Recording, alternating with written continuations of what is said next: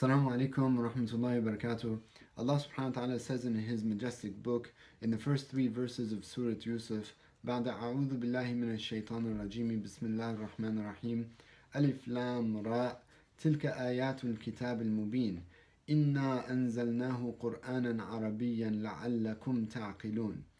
The rendering of which is Alif Lam Ra. Those are the verses of the clear book, the book that is clear in and of itself.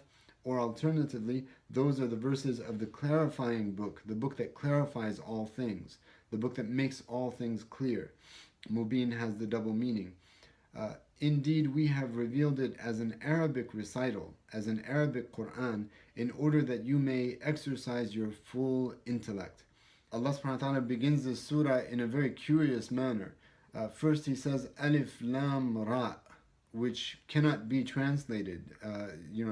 Translating that as ALR is absolutely meaningless. It's pointless. There's no translation for those letters. And in fact, that's why those letters, which begin many surahs of the Quran, like Yasin, Taha, Noon, Qaf, Alif Lam Mim, Kaf, Ha, Ya, Ain, Sad. Now these letters, because their meanings are not clear to us, the Mufassirun call these letters al-muqatta'at, which comes from the word qata'a, which means to cut off. Muqatta'at are those things that are cut off from us. How are these letters cut off from us? They're cut off in terms of their meaning, such that you cannot translate them. But they do have meaning. Of course, translating these letters in this surah, Alif Lam Ra, as ALR would be absolutely pointless and it would be meaningless, bereft of all meaning. All of the letters of the English language, A, B, C, D, E, F, G, none of these letters have meaning. But in the Arabic language, all these letters, Alif, Ba, Ta, Tha, Jim, Ha, Kha, Dal, Dhal, Ra, Zay, Sin, Shin, Sad, Dad, Ta, Dha, Ain, Ghain, Fa, Qaf, Kaf, Lam, Mim, Noon, Ha, Waw, Ya, and the Hamza as well. All of these letters have meaning. They are pregnant with meaning, but that meaning is cut off from us. We don't know what those meanings are to any degree of certainty, and that's why they are cut off, al-muqatta'at. But the proof that these letters have meaning is in the hadith of the Prophet ﷺ, who said on the authority of Ibn Mas'ud radiallahu anhu, as related by Imam al-Tirmidhi, من قرأ حرفا من كتاب الله فله حسنة والحسنة بعشر أمثالها لا أقول ألف لام ميم حرف ولكن ألف حرف ولام حرف وميم حرف. Whoever recites a single letter from the book of Allah will be rewarded with one divine grace, and each divine grace is to be multiplied tenfold. And I don't say that Alif Lam Mim is one letter altogether. Rather, Alif is a letter on its own, Lam is a letter on its own, Mim is a letter on its own. So by virtue of this hadith, whoever recites Alif Lam Mim is rewarded 30 divine graces. Such is the mercy of Allah subhanahu wa ta'ala. And that is because Alif bears meaning, and Lam on its own bears meaning, and Mim as well bears meaning. Every single letter bears meaning. And so some scholars of Arabic etymology have observed that certain letters bear meanings, and they've observed patterns in certain words where these letters appear. So for example, the letter Fa has the meaning, the double meaning of splitting and opening. And you'll notice that with words that begin with Fa. And so the word for mouth itself, which is the place where all letters emerge, is both split and opened. It splits and opens in order to form those letters. And that word is fam. It begins with a fa. The word fajr, which is dawn, is a splitting of the skies. Falak is the splitting of anything, right? Anything that splits is called falak. The word fisq itself, which is evil or vileness, is a splitting of the moral code, the ethical code. Also, you have the word fahima. fahima, which is to understand. That is an intellectual opening, right? So you have with these words either a splitting or an opening for a good percentage of these words. This is not a black and white science, but it's a softer science. And likewise, the words that begin with sheen have to do with diffusion. And so you have this word shams, which is sun. That's where light diffuses, right, from the sun. Also shu'a, which is the rays of the sun. That is also a diffusion of light. You have nashara. That's where the sheen is in the middle of the word. Actually, nashara is a dissemination of things. You have shar, which is hair, and hair diffuses on a person's head. And you have also the word shi'r, which is poetry, and poetry is a diffusion of feeling and sensation and perception, understanding as well. You also have the word shajara, which is a tree, and that is a diffusion of leaves on that tree, a spreading out of leaves, and so on and so forth. The letter ghain, for example, ghain means to cover, and you will find in a lot of these words that begin with the ghain, there is a connotation of covering involved. And so you have ghatta, and ghatta means to cover, literally to cover. You also have ghaib. Ghaib is the unseen, that which is covered from our ability to see. And also you have gharika. Gharika means to drown, and that is obviously when a person drowns underwater, he is covered by that water. Likewise, the word ghafara. Ghafara is to pardon someone's fault, to cover over their faults, and to forgive them. Likewise, you have the word ghafara. Ghafara is to pardon someone, to forgive someone, literally to cover over their faults, as though they had not wronged you. May Allah enable us to forgive all of those on the earth so that we may be forgiven, inshaAllah. And so these are a few examples of how the letters in the Arabic language have meaning. And so we are dealing with a divine language here, I believe, when we're talking about the Arabic language. And Arabic is a sister language in the Semitic family to Hebrew, Syriac, Aramaic, and you will find that in all of these languages, they are based on a root structure. This is different from English, which is a pidgin language, or Urdu, which is a pidgin language. English is a Germanic language. It takes from Latin as well as Greek and German as well. Urdu takes from Farsi, it takes from Arabic, it takes from Hindi. This is not the case with Arabic. Arabic is a language that is based on a root structure. And as a language that is based on a root structure, the majority of scholars maintain that the etymology of most Arabic words is reducible to three letters, and some to four letters, right? You have some quadriliteral roots.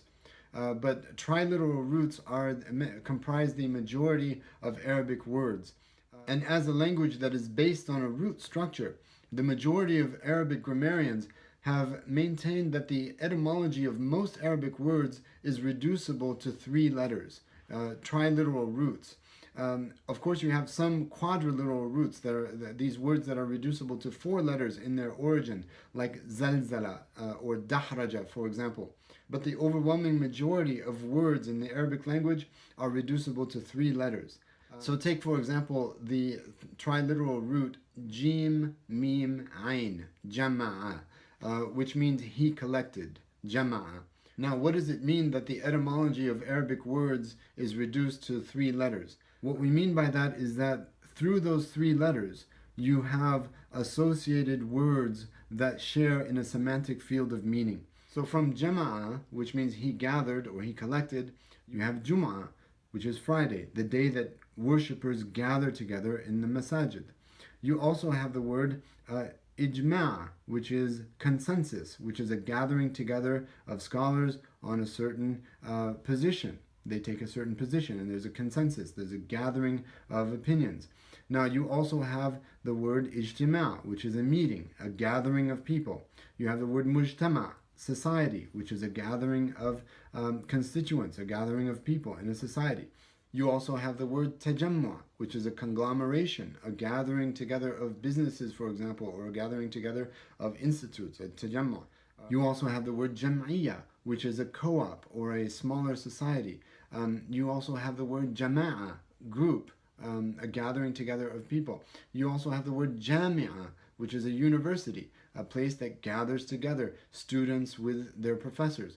So you can see that all of these words share a central meaning, and that is to gather together or to collect. This makes it quite easy for someone to acquire Arabic vocabulary, because all they have to do is go into one place in the dictionary to gather all these words together. Whereas in an English dictionary, you're going to find all these words spread throughout the dictionary and nothing really bringing them together. In the Arabic dictionary, however, you have the triliteral root, or the quadriliteral root, if you will, bringing all these meanings together under one umbrella. And that's one of the most fascinating aspects of Arabic etymology and the etymology of Semitic languages in general. This is extant as well in Hebrew, in Aramaic, in Syriac, and so forth. Now, one of the most interesting aspects of this is that not all scholars believe that etymology was reducible just to 3 letters. Some scholars, like Ibn Jinni, for example, who wrote a 3-volume work called Al-Khasa'is, he held that the etymology of most Arabic words is actually through dual roots and not triliteral roots, but through dual roots, which means that if you take the first 2 letters of any word and then you change the 3rd letter, you're going to have meanings that are associated as well. So for example, you have the word nafasa, nun, fa, sin, and these 3 letters are what we get nafs from, the ego or the soul. It's also related to breathing, tanaffasa, to breathing, and it also is related to something that's precious, nafis, right? Nafis means precious. So take, for example, the triliteral root nun, fa, sin, nafasa, from which we get the word nafs, and nafs is the ego or the soul. Also, from that word you have tanaffasa, which means to breathe. You also have nafusa. Nafusa means to be precious. Nafis is something that is precious. You also have tanafasa. Tanafasa means to vie or to compete. Tanafus, competition. And so here you have from the triliteral root, nun, fa, sin, you have these other meanings that are associated. But Ibn Jinni would argue that no, if you take nun, fa, which are the first 2 letters of this triliteral root, and you change that last letter, you switch the sin for some other letter, you'll get meanings that are also related among any number of the words that can be formulated through those first 2 letters. So, for example, you have nafasa, which we said relates to breathing, right? Tanafasa means to breathe, to inhale and to exhale. So by switching the sin for the tha, for example, you have nafatha, and nafatha means to spittle, right? To spittle. You also have nafaha. If you switch the tha for a ha, nafaha, and nafaha is a breeze. You also have nafakha, changing the ha for a kha now, and nafakha means to blow. Nafakha is much heavier. You also have nafara. Nafara means to expel someone or to banish someone. So that is not related to breathing in any physical sense, but you have this expulsion of something. In all of these words, you have an expelling of either breath or a figurative expelling. To turn someone away also is nafara. And so this is one of the most fascinating aspects of the Arabic language, is that etymology is reducible in this way as to create a universe of meaning in every single triliteral root, or if you will, in every single dual root. But the overwhelming majority of scholars, like we said, have espoused the triliteral theory, that all etymology that the etymology of most words in the Arabic language is reducible to 3 letters. And that is how our dictionaries are written as well.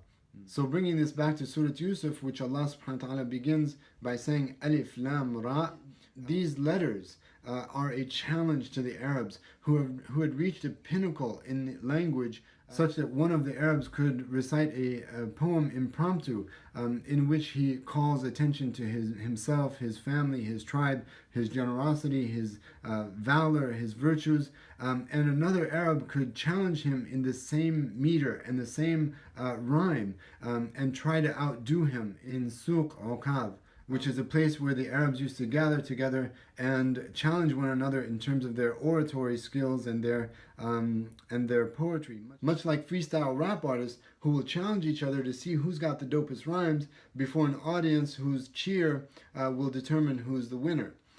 So Allah subhanahu wa ta'ala revealed these three letters, Alif, Lam, Ra, here in this surah as a challenge to the Arabs. To see if they could figure out what those letters meant. And of course, it's impossible to figure out what these letters mean with any degree of certainty without the Prophet himself, sallallahu alaihi wasallam, explaining to us their meaning. But they do have meaning. Otherwise, Allah subhanahu wa ta'ala would not have revealed them in His book. There's not a single letter in the book of Allah subhanahu wa ta'ala that wasn't revealed with purpose, with intent, with meaning that is absolutely profound. And the way that these letters come together and impress themselves upon the hearts of the listeners, it causes the effect of utter awe before the majesty and the power of these letters when they come together. So Allah subhanahu wa ta'ala doesn't reveal anything in His book that is superfluous, God forbid, or that it doesn't have meaning. That would have been utterly pointless. And so those meanings are preserved and they are kept with Allah subhanahu wa ta'ala. But they are there as a challenge to every person who comes to the Quran to figure out what those meanings are. And they are there also as a reminder that no matter how sophisticated your understanding is in language, you will not have 100% access to this book. This book is always going to be just outside of your grasp, just outside of your reach. And here I'm reminded of the verse in Surah Al-Baqarah, Alif Lam Mim ذَلِكَ الْكِتَابُ لَا رَيْبَ فِيهِ. Again, Alif Lam Mim, which cannot be translated as ALM, it cannot be translated whatsoever. Alif Lam Mim, that is the book. Note the usage of the word that in the verse means that the book is just beyond our reach. It's not this is the book about which there is no doubt, which would be right within your grasp, but that is the book, which sets the book beyond our grasp. And so these muqatta'at, Alif Lam Mim, Alif Lam Ra, here in Surah Yusuf, impress upon the listener and the reciter to assume a posture of utter humility before the book of Allah subhanahu wa ta'ala, so that we don't come to the book of Allah subhanahu wa ta'ala claiming that we have arrived at the meaning of these verses and these surahs with any degree of certainty. No, they are beyond our grasp. They are beyond our comprehension. They come from our Lord. And every single verse in the book of Allah, according to Ibn Abbas radiallahu anhuma, yields 70 meanings. And 70 here is a symbolic number, meaning that it is infinite, that every single verse is infinite in meaning. And one of these verses is Alif Lam Ra. And look at how Allah subhanahu wa ta'ala in the next verse says that this is a book that makes everything clear. But He begins this surah with three letters that are utterly unclear to us. It's amazing the way that Allah subhanahu wa ta'ala speaks to us. He speaks to us clearly from behind a veil. Allahu Akbar. May Allah's name be extolled and may His name be hallowed in our hearts and sanctified. Alif Lam Ra, Tilka Ayatul Kitab al-Mubin.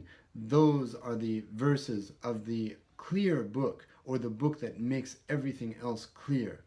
Inna anzalnahu Qur'anan Arabiyan la'allakum ta'qilun. We have indeed revealed it as an Arabic recital, as an Arabic Qur'an, in order that you may exercise your full intellects. The qualifier here, the important qualifier here in this verse is Arabic. That Allah subhanahu wa ta'ala revealed it as an Arabic recital in order that we may exercise the full potential of our intellects. So this calls upon us to learn the Arabic language to the best of our abilities, because the more we learn the Arabic language, the deeper our access becomes to the words of Allah subhanahu wa ta'ala, to the divine rhetoric of the Quran. And so I would like to encourage you to learn as much of this beautiful language as you possibly can. In the words of Sayyidina Umar ibn al-Khattab, who said, تعلم العربية من العبادة, that learning the Arabic language is part of worship. It is considered part of your worship to learn this language. Allah subhanahu wa ta'ala has sent His book in this language. And so it gives me great excitement as we embark on this incredible journey, learning the Arabic language together, hand in hand, as we swim through its deep, dark blue seas, looking for its sapphires and its rubies. Jazakumullahu khairan. May Allah facilitate this quest together toward learning this language and becoming proficient in it, so we may have access to its deepest meanings and access to the Quran, access to the Prophet Muhammad's most beautiful, eloquent, comprehensive speech, sallallahu alaihi wasallam, access to the vast scholarly tradition of this ummah. Jazakumullahu khairan. And may Allah bless you and me as we strive together seeking His pleasure. Wa sallillahumma wa sallim wa barik ala Sayyidina Muhammad wa ala alihi wa ashabihi ajma'in. Wassalamu alaikum wa rahmatullahi ta'ala wa barakatuh.